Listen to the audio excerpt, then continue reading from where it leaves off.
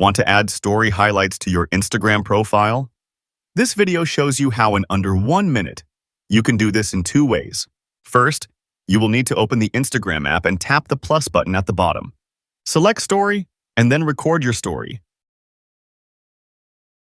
Once you have created your story and are ready to post it, tap the Share or Your Story button. Immediately after posting, you will see an option called Add to Highlight. Now write something and tap Add. You added a highlight from your story. You can also add a highlight from your profile. Tap on the profile icon. On your profile, tap the New button with a plus sign at the top.